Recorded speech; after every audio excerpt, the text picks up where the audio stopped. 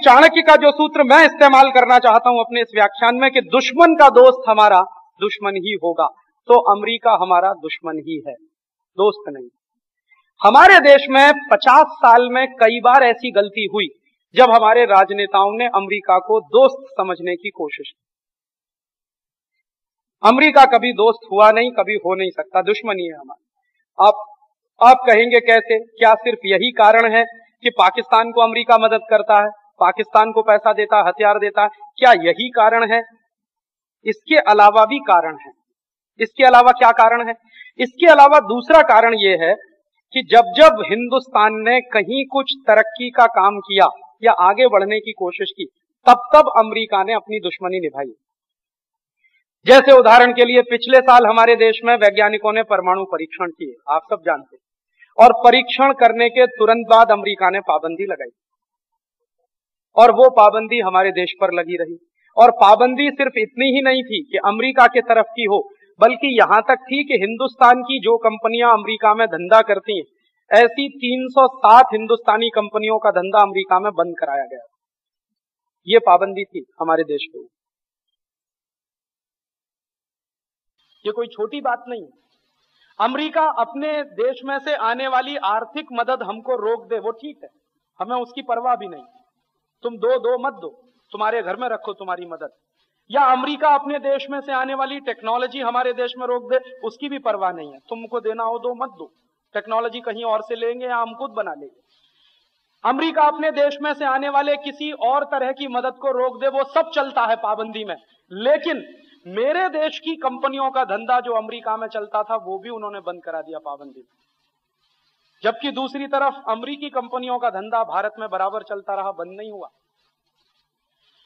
अगर हमारे देश की कंपनियों का धंधा अमेरिका में बंद हो सकता है, तो अमेरिकी कंपनियों का धंधा भी भारत में बंद होना चाहिए था। अमेरिका अगर पाबंदी लगाता तो ऐसी लगाता कि अगर हम हिंदुस्तान की कंपनियों का धंधा अपने देश में नहीं चलने लेंगे, तो हमारी कंपनियां भी हिंदुस्तान में धंधा नहीं करेंगी, हम पूरी तरफ से पाबंदी करेंगे। लेकिन अमेरिका ने ऐसा नहीं किया। उनकी कंपनियां हमारे देश में बराबर धंधा करती रहीं, हमारी कंपनियों का धंधा उन्होंने अपने देश में बंद कराया। माने हमारी कंपनियां जो मुनाफा कमा के, डॉलर कमा के अमेरिका से भारत ला सकती थी, उसको बंद कर दिया। अमेरिकी कंपनियां यहां से जो डॉलर और मुनाफा कमा के ले जाती रहीं, वो चालू रहा। तो पाबंदी भी एक तरफा थी। और ये जो पाबंदी लगाई, इसके पीछे न कोई औचित्य है, न कोई तर्क। आप पूछेंगे कैसे?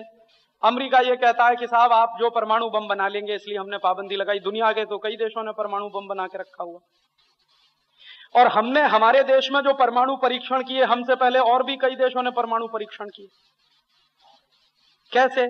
आप जानते हैं, फ्रांस ने किए, ब्रिटेन ने किए, चीन ने किए, रूस ने किए, खुद अमेरिका ने भी किए। हमने जब अपने देश में छठा परमाणु परीक्षण किया, आखिरी, तब से पहले दुनिया में 2000 से ज्यादा परमाणु परीक्षण हो चुके थे। और अमेरिका ने परमाणु परीक्षण ही नहीं किए हैं, परमाणु बम भी बनाए हैं। परमाणु बम बनाए ही नहीं है, परमाणु बम गिराए भी हैं, जापान के ऊपर, हिरोशिमा और नागासाकी के ऊपर। ऐसे ही चीन ने भी परमाणु बम बनाए हैं, फ्रांस ने भी बनाए हैं, ब्रिटेन ने भी बनाए हैं। तो अमेरिका ने इनमें से तो किसी देश पे पाबंदी नहीं लगाई। फ्रांस पे कभी पाबंदी नहीं लगाई, ब्रिटेन पर कभी पाबंदी नहीं लगाई। तो भारत पर ही पाबंदी क्यों? क्योंकि अमेरिका आपको अपना दुश्मन ही मानता। इसी तरह से ये जो सिर्फ परमाणु बम हमारे देश में परीक्षण हुए, इसलिए अमेरिका ने पाबंदी लगाई, इसको अभी थोड़ा बाजू में रखिए। एक दूसरी बात बताता हूं। एक बार हमारे देश के वैज्ञानिकों ने परम 10,000 नाम का सुपर कंप्यूटर बनाया, और आप सब जानते हैं कि पहले हमारे देश के वैज्ञानिकों ने अमेरिका से सुपर कंप्यूटर खरीदने की कोशिश की। राजीव गांधी उसके लिए बहुत दिन परेशान भी रहे, लेकिन अमेरिका ने तो कुछ नहीं दिया हमको। तो फिर थक हार कर भारतीय वैज्ञानिकों ने 10 साल की मेहनत करके अपने देश का सुपर कंप्यूटर बनाया, परम 10,000। और जिस दिन सुपर कंप्यूटर बना और उसको राष्ट्र के लिए समर्पित किया गया, उसके ठीक अगले दिन अमेरिका ने फिर पाबंदी लगाई। और किस तरह की पाबंदी लगाई कि हिंदुस्तान के वो वैज्ञानिक जिन्होंने ये सुपर कंप्यूटर बनाने के प्रोजेक्ट में काम किया है, वो कभी अमेरिका नहीं आ सकेंगे। उनको अमेरिकी सरकार कभी वीजा नहीं देगी। उनका नाम रेड बुक में डाल दिया। रेड बुक अमेरिकन सरकार की एक ऐसी बुक होती है जिसमें अगर कोई नाम गया तो उनको वीजा नहीं मिलता। एक बार और भी हुआ ऐसा। कब हुआ? आप जानते हैं, हमारे देश में एक बहुत महत्वपूर्ण वैज्ञानिक है जिनका नाम है डॉक्टर एपीजे अब्दुल कलाम। उन्होंने हिंदुस्तान में मिसाइल बनाने की टेक्नोलॉजी विकसित की है। आपको यह भी मालूम है कि आज से 30 साल पहले हमारे देश में कुछ भी मिसाइल नहीं थी, लेकिन आज हमारे पास 200 किलोमीटर से लेकर 2500 किलोमीटर की मार करने वाली मिसाइल है। 5000 किलोमीटर की मार करने वाली मिसाइल हमारी तैयार हो रही है, कभी भी तैयार हो सकती है। और हमारे पास कैसी मिसाइलें हैं, जमीन से जमीन पर मार करने वाली, जमीन से हवा में मार करने वाली, और फिर पानी से हवा में मार करने वाली, और कई बार तो हवा में हवा से मार करने वाली। तो ये सब महत्वपूर्ण किस्म की मिसाइलें बनी। और जब जब हमारी सरकारों ने इन मिसाइलों के परीक्षण करने की बात कही है, तब तब अमेरिका ने पाबंदी लगाई। तो ऐसा एक बार नहीं हुआ, कई बार हुआ है। माने जिन जिन क्षेत्रों में हम कहीं तकनीकी रूप से कुछ प्रगति करें, तुरंत अमेरिका की सरकार पाबंदी लगाने के लिए सामने आती है। क्यों? क्योंकि अमेरिका की सरकार या अमेरिका हिंदुस्तान से बहुत घबराता है। दुनिया में 2 ही देश हैं जिनसे अमेरिका परेशान होता है, एक का नाम है चीन, दूसरे का नाम है भारत। पहले एक देश और था जिसका नाम था सोवियत संघ, अभी सोवियत संघ बेचारा खत्म हो गया, तो इसलिए अमेरिका को अभी 2 ही देशों से बहुत परेशानी है, चीन से और भारत से। क्योंकि यही 2 देश हैं जो अमेरिकियों को लगता है कि भविष्य में कभी भी उनसे आगे निकल सकते हैं। चीन तो उनसे काफी आगे निकल भी चुका है हर क्षेत्र में, और हिंदुस्तान निकलने की तैयारी में है, ये उनको लगता है। अब उनसे आगे निकलने का अर्थ उनसे ज्यादा अच्छी तकनीकी बना लेना, उनसे ज्यादा अच्छी टेक्नोलॉजी डेवलप कर लेना।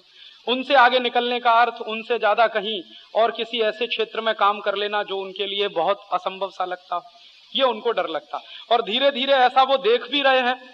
अभी उन्होंने ये देख लिया कि दुनिया के सब देशों ने मना कर दिया, उसके बावजूद भारत के वैज्ञानिकों ने सैटेलाइट कम्युनिकेशन के फील्ड में इतनी तरक्की की है कि अभी एक साथ 3 सैटेलाइट हम स्पेस में छोड़ सकते। और यह सफल परीक्षण अभी हुआ।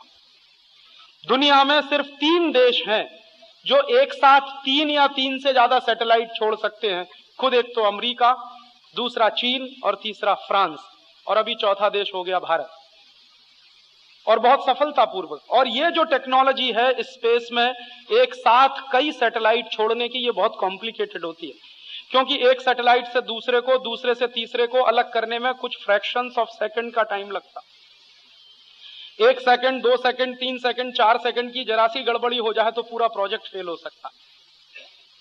अभी आपको मालूम होगा अमेरिका में एक स्पेस में जाने वाली शटल थी, 6 सेकंड जल्दी उसका इंजन चल गया, उसी में पूरा प्रोजेक्ट कैंसिल करना पड़ा। 6 सेकंड जल्दी चल गया, सिर्फ इसीलिए तो वो पूरा प्रोजेक्ट कैंसिल करना। आप जरा कल्पना करिए कि कितनी माइक्रो लेवल की, कितनी कॉम्प्लिकेटेड टेक्नोलॉजी है ये।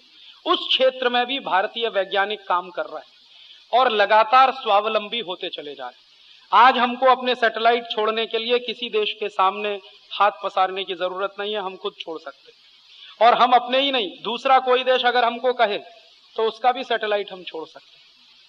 यह टेक्नोलॉजी विकसित हो रही है हिंदुस्तान में। तो अमेरिका परेशान इस बात से रहता है कि तमाम तरह की पाबंदी होने के बावजूद भारतीय वैज्ञानिक ये करते रहते। तो वो ऐसा सोचते हैं कि अगर पाबंदी ना हो तो पता नहीं क्या क्या करें, उनको ये लगता रहता है। और अमेरिका को यह भी मालूम है कि इस समय हिंदुस्तान में अमेरिका से ज्यादा वैज्ञानिक हैं, अमेरिका से ज्यादा इंजीनियर्स हैं, अमेरिका से ज्यादा डॉक्टर्स। शायद दुनिया में हमसे ज्यादा वैज्ञानिक एक ही देश में है, वो चीन, या हमसे ज्यादा इंजीनियर एक ही देश में है, वो चीन। उसके बाद दूसरा नंबर भारत का ही है। हमारे देश में जो ए कैटेगरी के साइंटिस्ट हैं उनकी संख्या 60,000 से ज्यादा है इस समय। अमेरिका में इसी कैटेगरी के साइंटिस्ट की संख्या 12-13 हजार के आसपास। और हमारे यहाँ जो अच्छे साइंटिस्ट हैं, जो उच्च क्वालिटी के साइंटिस्ट हैं, उनकी संख्या तो ये है 60,000 से आगे।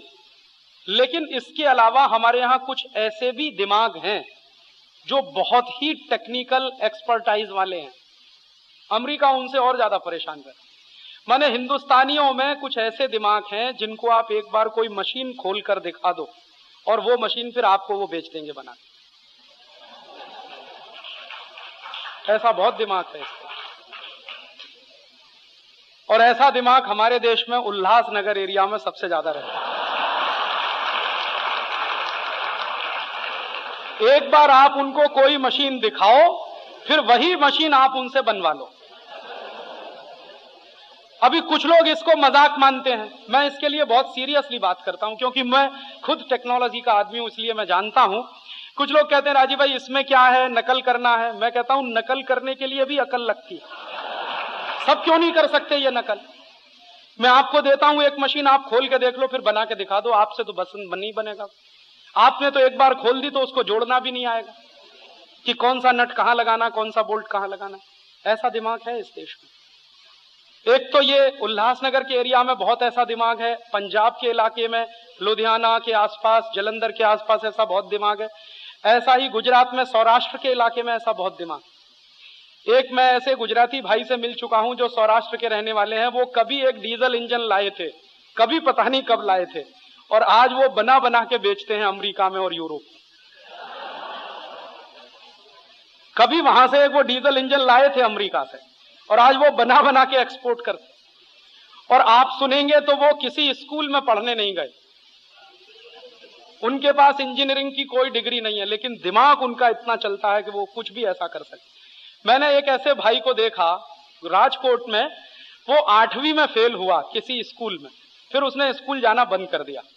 फिर वो किसी उस्ताद के पास जाने लगा, उस्ताद माने जो उसको सिखा सके ये सब हुनर, और सीखते सीखते आज वो ऐसा एक्सपर्ट बना है वो आदमी, मैं तो देख के दंग रह गया। उस आदमी ने मुझे बताया कि राजीव भाई हमारे देश में प्रिंटिंग टेक्नोलॉजी की जो मशीन आती है, ऑफसेट मशीन, ज्यादातर जर्मनी से आती है। हाइडेलबर्ग नाम की एक जर्मनी की कंपनी है, उसकी मशीनें बहुत आती हैं और दुनिया भर में बिकती हैं। तो एक बार उस आदमी ने उस कंपनी की मशीन को खोलकर देखा, और देखने के बाद बिल्कुल वैसी ही मशीन उसने राजकोट में बनाई। हाइडेलबर्ग कंपनी अगर उस मशीन को 4 करोड़ में बेचती है तो वो आदमी उसको 40 लाख में बना के देता, और इस गारंटी के साथ कि जितने साल हाइडेलबर्ग की मशीन चलेगी उससे 5 साल ज्यादा मेरी मशीन चलेगी। ये आपको वो वायदा करता, और वो कहता फ्री सर्विस करूंगा अगर वो खराब हो जाए। आज उसकी बनाई हुई मशीन पर हिंदुस्तान के 15 न्यूज़पेपर छप रहे, उसकी बनाई हुई मशीन। और आज वो आदमी इतना व्यस्त आदमी है, मैं गया उसको मिलने के लिए, वो कहता राजीव भाई अगले 5 साल मुझको फुर्सत नहीं, इतने ऑर्डर हैं कि मैं उसको पूरा नहीं कर सकता। तो जब मैंने उसकी कहानी सुनी तो उसने कहा कि मैं नापास हो गया 8वीं क्लास। तो मैंने कहा वो अध्यापक बेवकूफ होगा जिसने तुमको नापास किया। उस अध्यापक और स्कूल को नापास हो जाना चाहिए जिसने तुमको नापास किया। इसमें तुम्हारी कोई गलती नहीं है, वो गलती उस अध्यापक और स्कूल की है जिसने तुमको नापास किया। अब बताइए ऐसा आदमी हम नापास करते हैं। और आप हिंदुस्तान में घूमेंगे, उत्तर से लेकर दक्षिण और पूरब से लेकर पश्चिम, तो ऐसे आपको सैकड़ों, हजारों, लाखों की संख्या में हुनरमंद लोग मिलेंगे जो कुछ ना कुछ दिमाग के स्किल का इस्तेमाल करके विचित्र विचित्र काम करते रहे। एक बार मैं अभी खुद देख के आया मेरी आंखों से, एक बहुत बड़ी कंपनी है, उसका नाम है अजंता क्लॉक, 100% स्वदेशी कंपनी है। तो मैं गया उसको देखने मोरबी में। तो उस कंपनी में एक मशीन इस्तेमाल की जाती है घड़ी का बैलेंस सेट करने के लिए। तो वो मुझे दिखाने ले गए जो मालिक थे कंपनी के, राजीव भाई चलिए मैं आपको अपनी पूरी फैक्ट्री दिखाता हूं। तो फैक्ट्री दिखाते दिखाते वो मुझे एक मशीन के पास ले गए और कहने लगे देखिए राजीव भाई इस मशीन को आप ध्यान से देखिए। तो मैंने कहा इसमें क्या खास बात है? उन्होंने कहा ये 100% स्वदेशी मशीन है। तो मैंने कहा अच्छा तो ठीक है। मैंने जब उस मशीन को देखा तो मुझे थोड़ा आश्चर्य भी हुआ कि ये बनाई कैसे किसी व्यक्ति ने। वो मशीन सिर्फ जापान में बनती है, पूरी दुनिया में सिर्फ एक ही देश में बनती है वो मशीन, जापान में। कभी पहले स्विट्जरलैंड में बनती थी, अब स्विट्जरलैंड में भी नहीं बनती, जापान में बनती। तो जो मशीन दुनिया में सिर्फ जापान नाम के देश में बनती है और 60-70 लाख रुपए में आती है, वो मशीन एक राजकोट के मैकेनिक ने बनाई। तो मैंने उनको पूछा कि वो आदमी को जरा मिलवाइए। तो उन्होंने कहा अभी तो वो है नहीं, बाहर गया है, बाद में आप कभी मिलिए। मैंने उनसे पूछा कि ये मशीन का खर्च कितना आया बनाने का? उन्होंने कहा राजीव भाई आप विश्वास नहीं करेंगे, मात्र 90,000 रुपए का खर्च आया। वो उस आदमी ने बनाई जो मशीन अभी तक सिर्फ जापान में बनती है। घड़ी बनाने जैसे सेंसिटिव काम में लगती है। आप जानते हैं कि रिस्ट वॉच बनाना और ये जो क्लॉक बनाना ये बहुत सेंसिटिव काम है। तो इतने सेंसिटिव काम के लिए बहुत ही सेंसिटिव मशीन की जरूरत होती है। वो उस आदमी ने बनाई है और वो पढ़ा लिखा नहीं है, लेकिन दिमाग उसका बहुत तेज चलता। पढ़े लिखे होने से मतलब हम मानते हैं डिग्री नहीं है उसके पास। बिना डिग्री के इस देश में बहुत सारे इंजीनियर हैं। हाँ, बिना डिग्री के बहुत इंजीनियर हैं इस देश में, बिना डिग्री के बहुत बड़े साइंटिस्ट हैं इस देश में। ऐसे तमाम तरह के खोजी दिमाग के लोग इस देश में हैं। अमेरिका इनसे घबराता है, क्योंकि इन सब की संख्या अगर गिनी जाए तो इतना बड़ा टेक्निकल एक्सपर्टाइज हमारे पास है, इतना बड़ा टेक्निकल मैन पावर हमारे पास है, जिसके बारे में कभी दुनिया का कोई देश कल्पना नहीं करता। ये तो हमारे देश के नेताओं की बेवकूफ भरी नीतियां हैं, जिसके चलते हमारे देश में ये जो टेक्निकल माइंड क्लास है, इसका कोई बहुत प्रमोशन नहीं होता या इसको समाज में इज्जत नहीं मिलती। अन्यथा तो हिंदुस्तान को असली तकनीकी देने वाला क्लास यही है। तो अमेरिका इनसे घबराता है, और ये क्लास चीन में भी है, तो इसलिए अमेरिका चीन से भी घबराता है। तो अमेरिका को लगता है कि कभी भी हिंदुस्तान और चीन नाम के देश कभी भी हमसे आगे निकल सकते हैं, इसलिए तो वो कुछ ना कुछ खुराफात करता रहता है।